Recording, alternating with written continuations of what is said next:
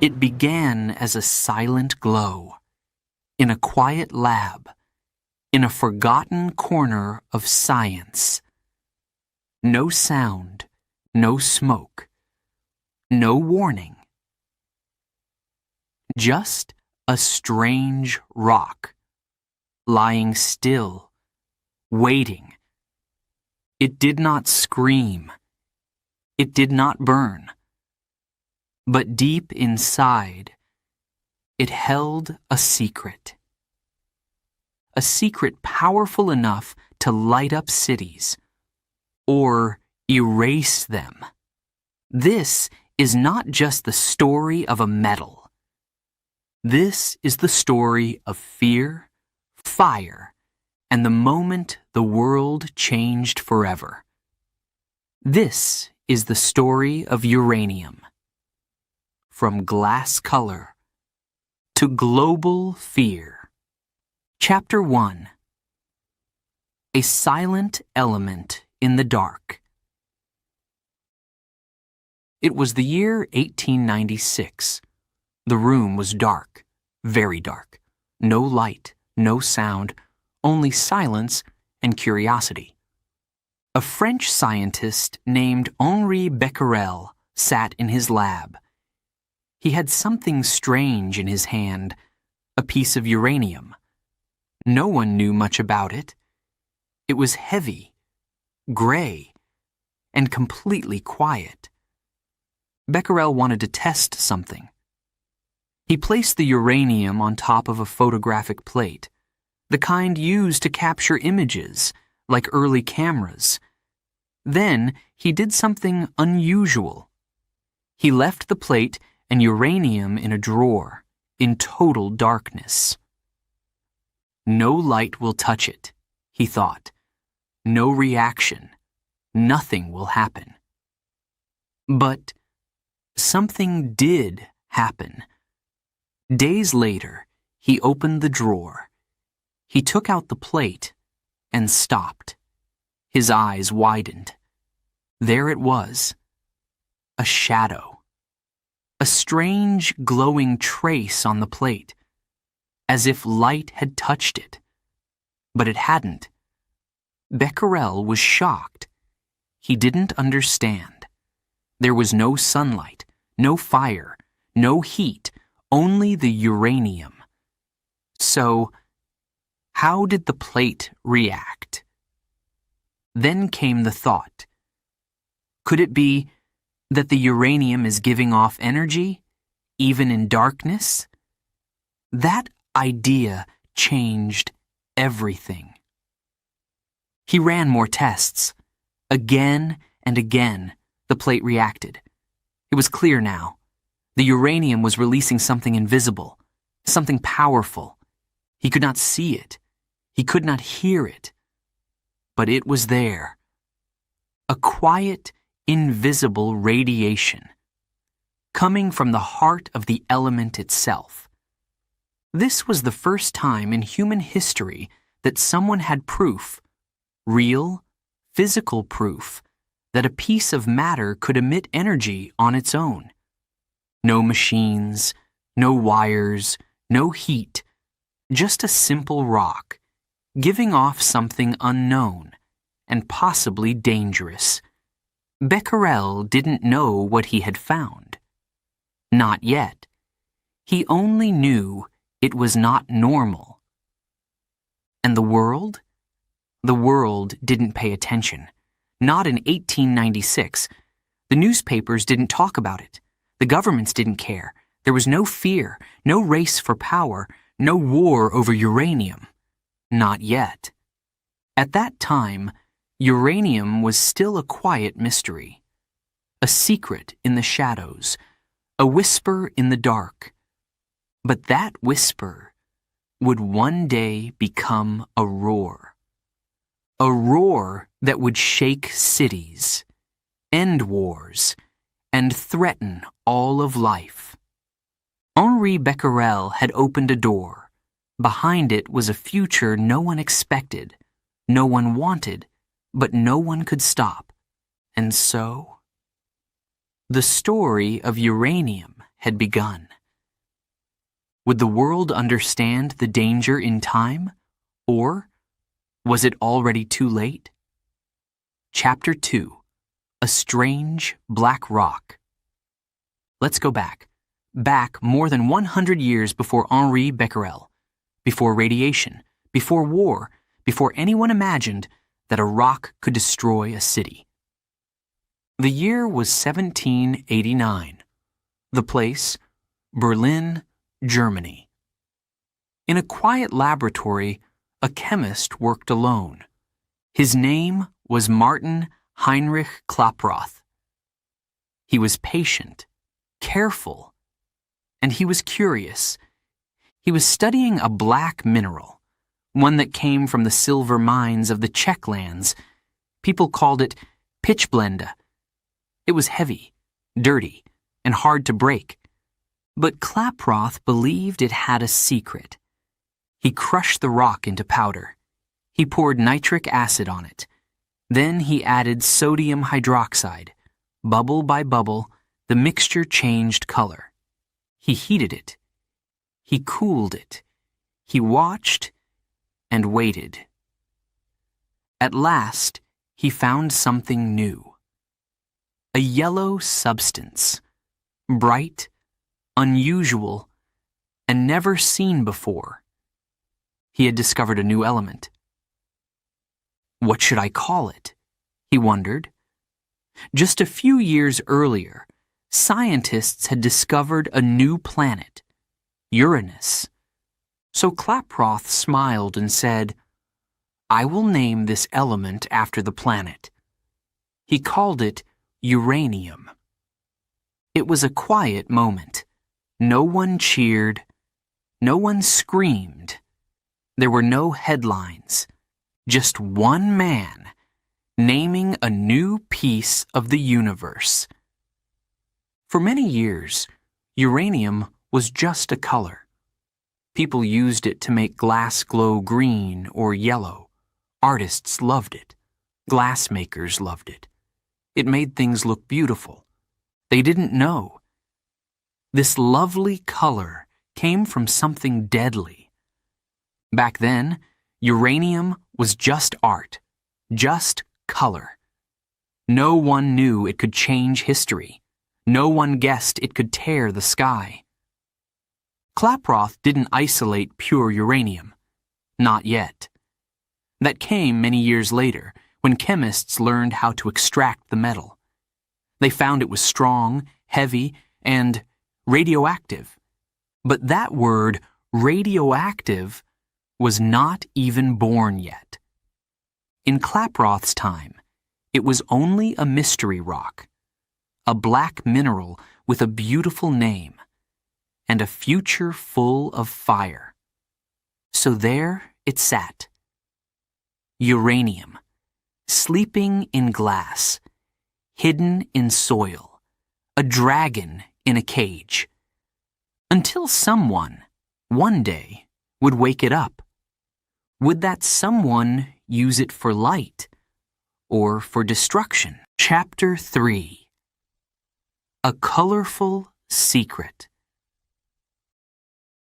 For a long time, uranium had no fear, no power, no fire. It was just color. In the 1800s, artists used it. Glassmakers used it. Even jewelers used it. They didn't wear gloves. They didn't worry. Why should they? It was safe. Or so they thought. Uranium made glassware shine. Bright yellow, lime green, even glowing orange. In daylight, it looked beautiful. But in the dark, under ultraviolet light, it gave off a strange, glowing light. Almost like magic. People loved it. They made plates, cups, windows, and vases with it. They called it Vaseline glass, and they sold it in homes across Europe and America. Uranium was not a monster. It was decoration. Still, scientists were curious. How could a rock glow? They didn't understand, because no one had seen radiation yet. The word didn't exist. People knew fire. People knew heat. But an invisible energy? That came from a rock? Unthinkable. Then, in the late 1800s, that silent question grew louder. Some scientists noticed something strange. Certain minerals, like uranium, could affect other materials. But how? They gave no heat, no sound, no light. And yet, something was coming out of them. Something you couldn't touch, but could feel. Henri Becquerel, as we saw in the last chapter, was the first to prove it. In 1896, he showed that uranium could leave a mark on a photographic plate in total darkness. He discovered natural radiation. It was real. It was powerful. And it was coming from uranium. Still, many people did not understand. Some even laughed.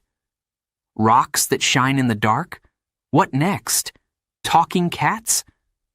But others listened and asked more questions. What is this energy? Can we control it? Can we use it? These questions would take science into a new age. An age of atoms. An age of danger. But back then, uranium was still just a strange beauty. Something to admire, not to fear. People drank from uranium cups. They stored food in uranium jars. They gave uranium glass gifts at weddings. No one warned them. No one stopped them. They had no idea that their dishes were glowing with silent danger. The world was still asleep. The dragon had not roared. Not yet. But soon, the glow of uranium would no longer mean beauty. It would mean death. Chapter 4. The Glow Within. The room was quiet. Papers covered the desk. Glass tubes, wires, strange metals. And in the middle, Henri Becquerel. It was the late 1800s. Science was changing fast. New ideas, new questions, new fears. But Becquerel had only one question in his mind. Why does uranium glow in the dark? He had read about X-rays. He knew that some energy could pass through things, like skin, even metal. But uranium? It had no electricity, no heat. And yet, it glowed. Was it magic? Or was it something no one had discovered before? He began to test. Carefully, slowly.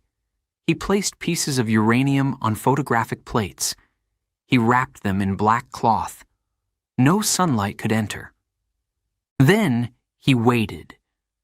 No light. No spark. Still, the plate darkened. The shape of the uranium was clear, as if it had burned its image through the cloth. That was the moment. That was the first proof. Uranium gave off energy by itself. No help, no push, no fire. It radiated. The energy was invisible, but it could pass through paper, metal, even human skin.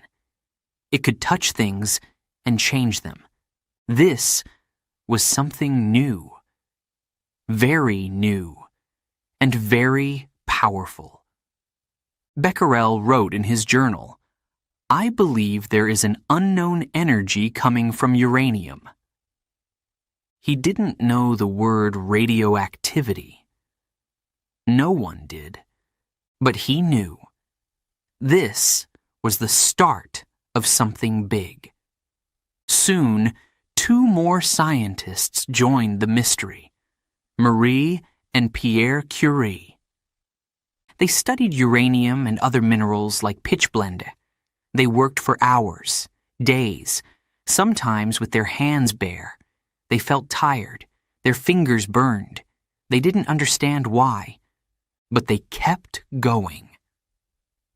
They believed that some elements in nature held a power too small to see, but too strong to ignore. Marie Curie gave that power a name: radioactivity. She called it the energy that comes out from inside the atom. The word shocked the world. Newspapers called it the fire within matter. Schools talked about it. Doctors became curious. Even kings and generals asked, "Can this be used in medicine? Or in war?" No one had answers. Not yet. But one thing was clear. The atom was no longer just a piece of matter. It was a source of energy. And uranium? It was the key. The world began to change. Factories used radioactive paint to make watches glow at night. Companies sold health drinks with uranium powder. Yes, people drank it. They thought it gave energy. They thought it healed pain. But some workers became sick. Their bones broke. Their teeth fell out. They died. Still, many did not believe the danger. Radiation was silent. You could not smell it. You could not see it. And so many chose to ignore it. But in science labs, the truth became harder to ignore. Uranium was not just glowing. It was changing things, breaking atoms, producing heat, releasing waves of energy. The deeper scientists looked, the more dangerous it became. They began to ask, if one atom of uranium gives energy, what if we split millions of them? That question was the beginning of a new chapter in history. Not one of art, not of color, but of fire, of power, and of fear. Uranium was no longer a strange rock in a lab. It was becoming a weapon of the future. But the world didn't know it yet. They still saw beauty, still saw green glass, still saw glowing cups. But behind that glow was something no human had ever faced before. A force from inside the atom, silent, invisible, and soon unstoppable. Would humanity learn how to control it? Or would uranium control us instead? Chapter 5. The Great Break. The world was changing fast. Radioactivity was no longer just an idea. It was real. It was powerful. And it was beginning to scare people. But still, no one knew its full power. Not yet. Then came the year 1938. A cold winter in Berlin, Germany. Two scientists worked late in their lab, Otto Hahn and Fritz Strassmann. They were studying uranium. Again, they had heard about radiation. They knew uranium could release energy, but they wanted to go deeper. They wanted to understand what happened inside the atom. They placed uranium in a test tube. They hit it with neutrons, tiny particles. They expected to see small changes, little bits of energy, nothing dangerous. But what they found shocked them. The uranium didn't just release a little energy. It didn't just change form. It broke apart, not slowly, not gently, but in an explosion on the atomic level. The atom of uranium had split into two smaller atoms. This was something no one had ever seen before, something impossible, something powerful, and something terrifying. When the atom broke, it released a huge amount of energy, much more than expected. Too much. And there was something else. When the atom split, it sent out more neutrons, and those neutrons could hit more uranium atoms and break them too. One split could lead to another, then thousands in seconds. A chain reaction. They had just discovered nuclear fission, the process of splitting the atom, the secret to the atomic bomb. But they didn't know that yet. Otto Hahn sent the results to a scientist in Sweden, Lisa Meitner. She had worked with Hahn before, but had to escape Germany because she was Jewish. When Meitner read the letter, she understood at once. She sat under the snow-covered trees, talking to her nephew, also a physicist. Together, they did the math. And then, silence. They realized the truth. The energy from one small piece of uranium was enough to create an explosion thousands of times stronger than TNT. They were frightened. This was not just science anymore. This was something else, something dangerous, something that could end cities. They wrote about it, warned others. But the world was on the edge of war. And war listens to power. News spread quickly, in labs across the world, in France, in Britain, in America. Scientists started running tests. Could uranium really do this?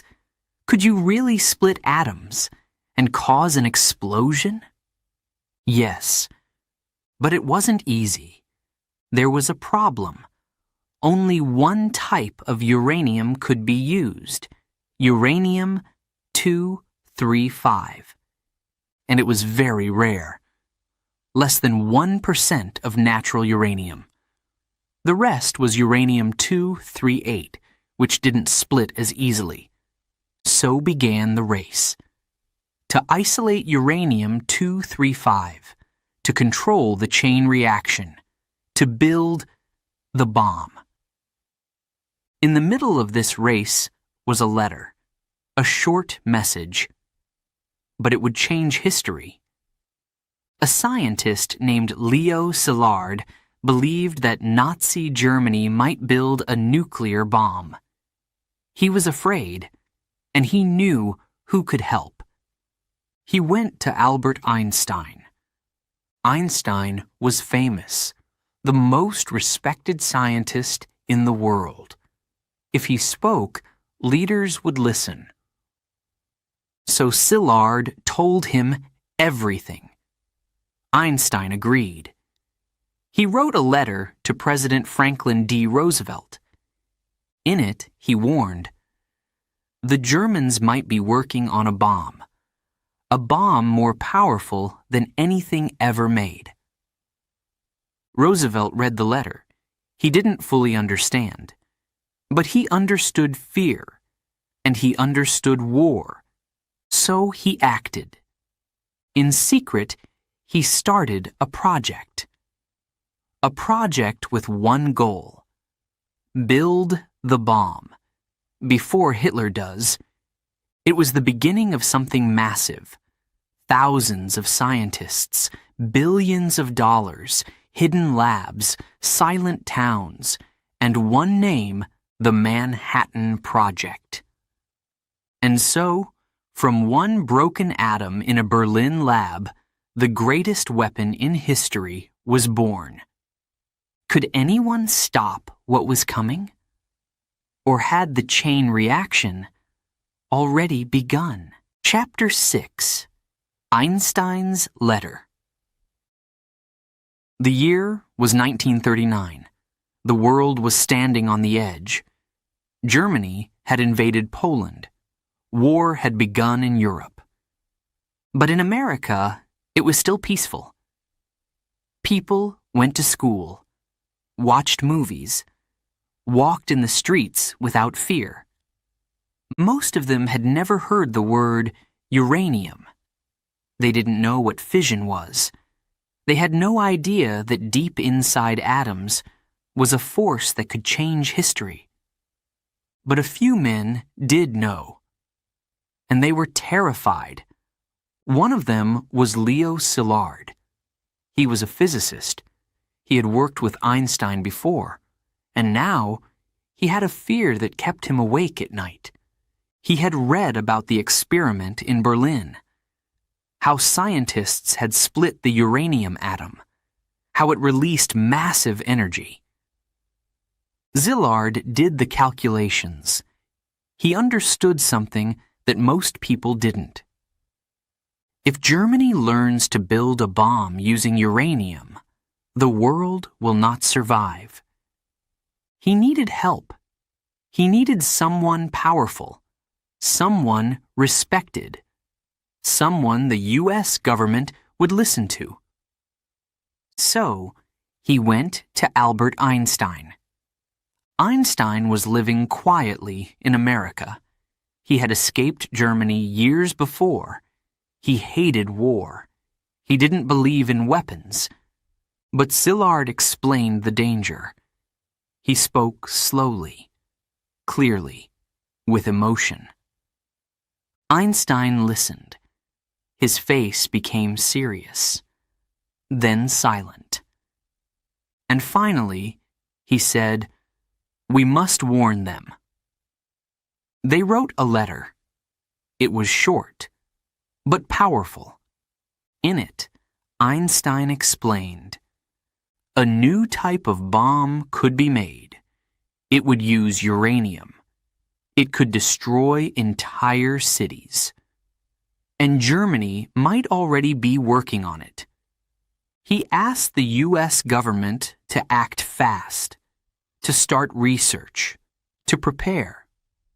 The letter was sent to President Franklin D. Roosevelt. Roosevelt read it carefully.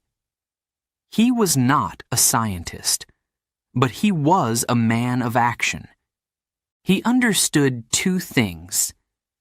Germany was at war. Germany now had a chance to build the world's most powerful weapon.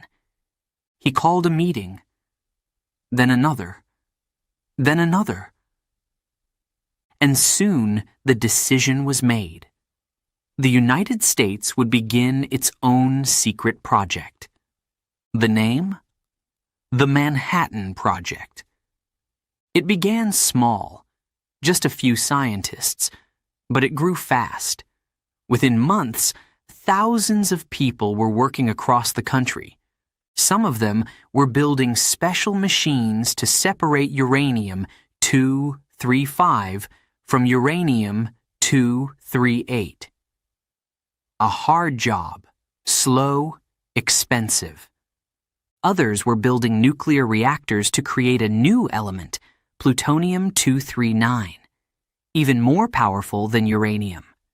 And others were doing the math, the physics, the planning. They were designing a bomb. Everything was done in secret. The American people knew nothing. The workers were told little. Even scientists in one lab didn't always know what others were doing. It was a world of silence, of shadows, of fear, but also of purpose. Because they believed if the U.S. didn't build the bomb first, Germany would. And if Hitler had the bomb, no one would be safe. Einstein, surprisingly, was not part of the project. He was not invited. Some in the government didn't trust him. They thought he was too political, too outspoken. He had started the race, but he would not see the finish. Still, his letter had changed the world. By 1942, the project moved at full speed. Labs in Los Alamos, Oak Ridge, and Hanford worked day and night. Scientists lived with their families in small towns built just for the project. No one could leave without permission. No one could talk about their work. They knew one thing only. This might end the war, or end the world. And behind it all was the memory of a simple letter, written by two men who feared what was coming. One was forgotten by history. The other, Albert Einstein, would always be remembered. But both had tried to warn us. Did the world listen in time? Or had the countdown already begun? Chapter 7. The Bomb is Born. A hidden town in the desert. A locked building in the woods. Guards at every gate. People working day and night. But no one fully knew what they were building. This was the Manhattan Project.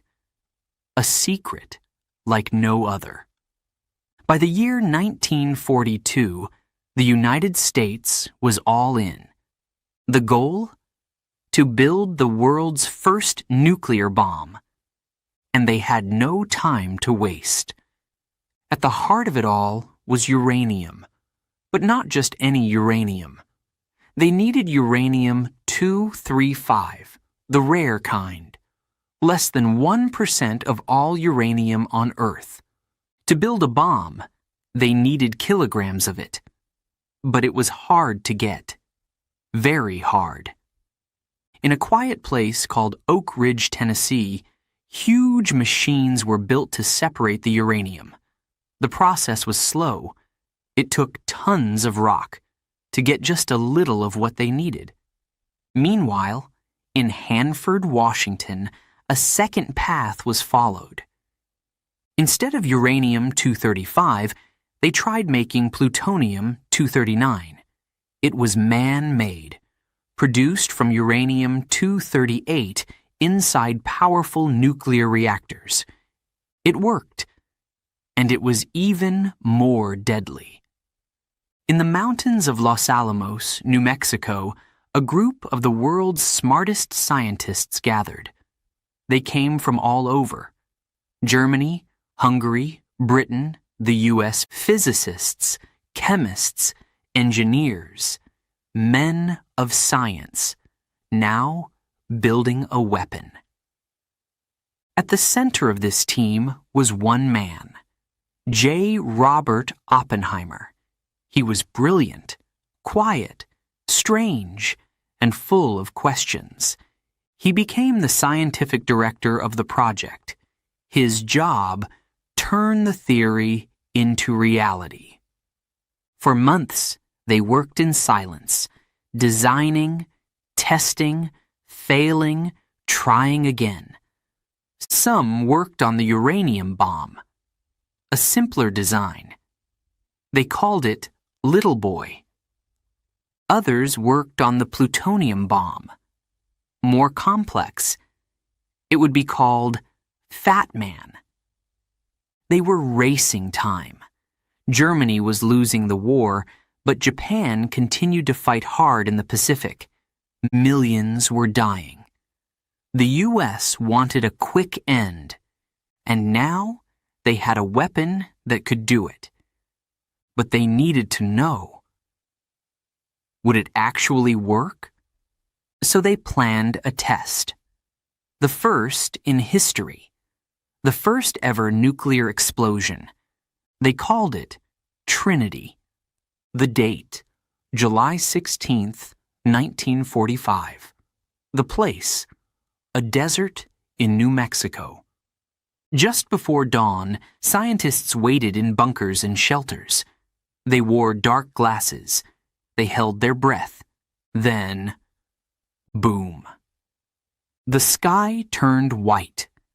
The ground shook. A fireball rose high into the air, a giant cloud in the shape of a mushroom. It lit the sky brighter than the sun. Even people hundreds of miles away saw the light and felt the earth move. Oppenheimer watched in silence. He later said he remembered a line from a Hindu scripture. "Now I am become death, the destroyer of worlds." The test had worked. The bomb was real. The power was beyond anything they had imagined. They had created the weapon. Now came the question: should they use it? A few weeks later, the decision was made. The bombs would be dropped on Japan. To end the war quickly, to avoid a ground invasion, to save lives, they said. Many scientists were not sure. Some wanted a warning first. Some begged not to use it at all. But the decision was not theirs. The weapon was ready, and the war was still on. The bombs were sent. 1 uranium, 1 plutonium. They were no longer theories, no longer lab ideas. They were now tools of war. The age of the atomic bomb had begun. Could the world survive what came next? Or had the line already been crossed forever? Chapter 8. Hiroshima and Nagasaki. It was early morning, August 6th, 1945. The people of Hiroshima were waking up. Some were cooking breakfast. Others were heading to work or school. Children played in the streets. No one knew that high above them, a plane was flying silently across the sky. Its name was Enola Gay. Its mission: deliver a bomb made from uranium-235, a bomb that would change the world forever. The bomb had a name too: Little Boy. It carried over 60 kilograms of enriched uranium, enough to release an energy so massive it could flatten an entire city. At exactly 8:15 a.m., the bomb was released. It fell for 44 seconds. Then, a flash. A sound louder than thunder. A fireball brighter than the sun. And then, silence. But only for a moment. In seconds, Hiroshima disappeared. Buildings turned to dust. People to shadows. Heat reached over 4,000 degrees Celsius. The air caught fire. Glass melted. Skin burned. Many died where they stood. Others screamed and never stopped. By the end of that day, more than 70,000 people were dead. Tens of thousands more would die later, from burns, from wounds, and from something new: radiation sickness. Japan was shocked. The world was shocked. But the war continued. 3 days later, on August 9th, 1945, another plane, Boxcar, took off. This time, the target was Nagasaki. The bomb was different. Not uranium, but plutonium-239.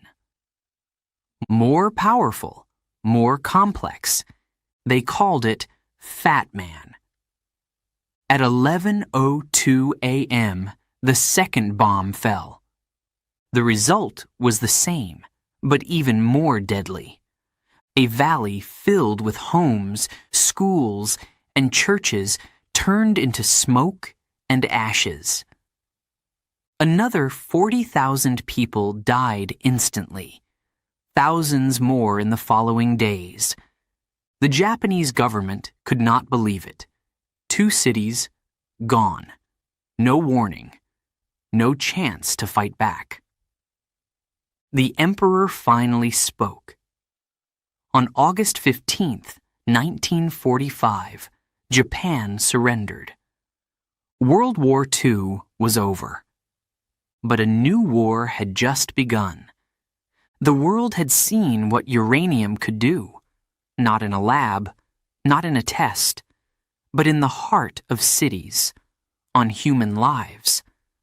Some said it was necessary to stop the war, to save more lives. Others said it was evil, too fast, too final, too cruel. The debate continues to this day, but the facts are clear. In just 2 bombs, the world entered the nuclear age, an age where one country, with just a few kilograms of uranium or plutonium, could hold the power to end civilization. Survivors in Hiroshima and Nagasaki shared stories that shocked the world. People whose skin hung in strips, mothers searching for children who turned to dust, water that was poisoned, rain that burned. These were not stories of science fiction. They were real. They were human. They were history. Uranium had gone from colorful glass to the deadliest weapon ever made, and it was just the beginning.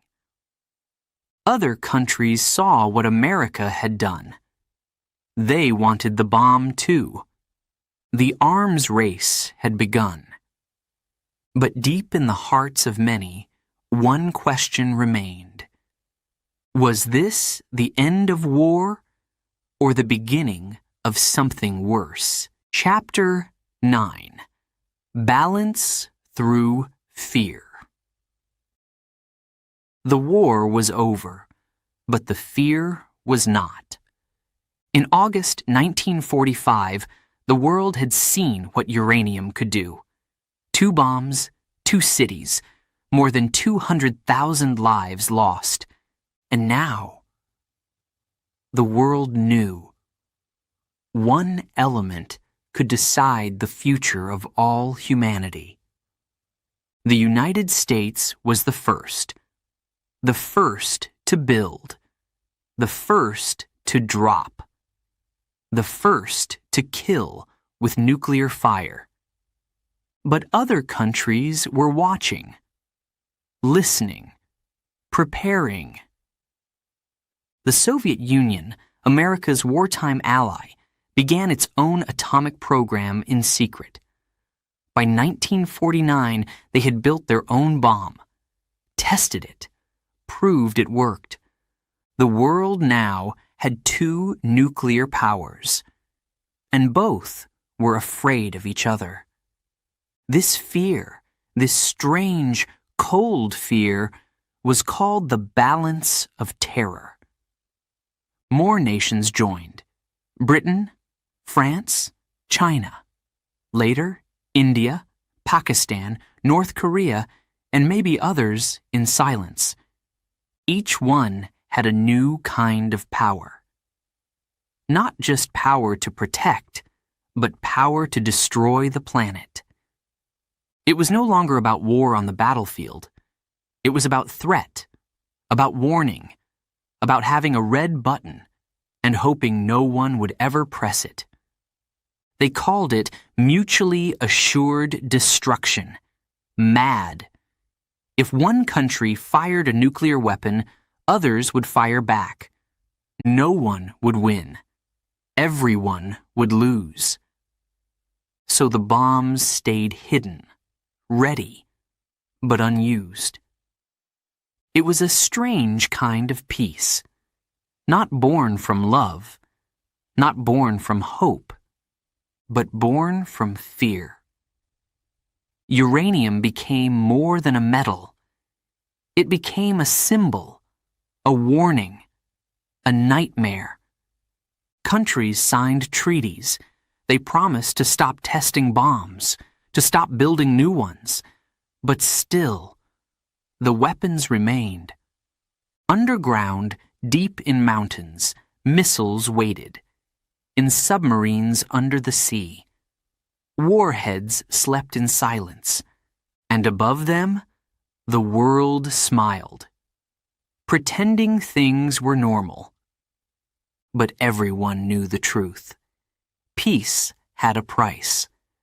Over time, uranium found a second life, not in war, but in energy.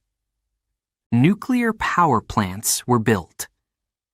They gave light to cities, electricity to homes, clean, cheap energy. But even there, uranium was not always safe. Accidents happened.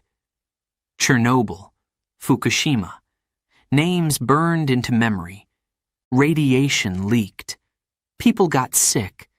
Towns were abandoned, some forever. The world had learned to use uranium, but never to trust it.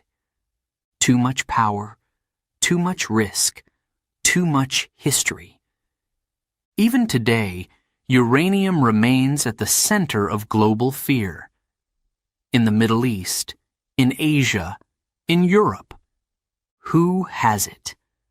Who wants it? Who might use it? The questions never end. The answers never calm.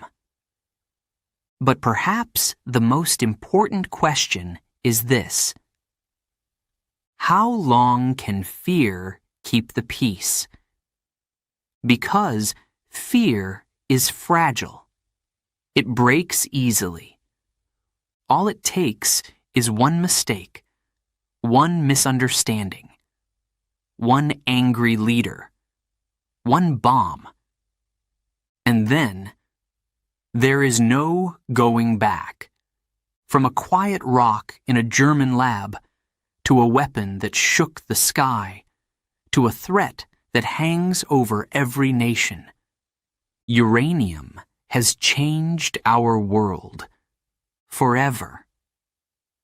It began as a color in glass, then a glow in the dark, then a weapon of war, and now a shadow over peace. Can we live with this power, or will it one day destroy us all? The answer is still waiting, in bunkers, in labs, in silence. The age of uranium is not over. It is only waiting.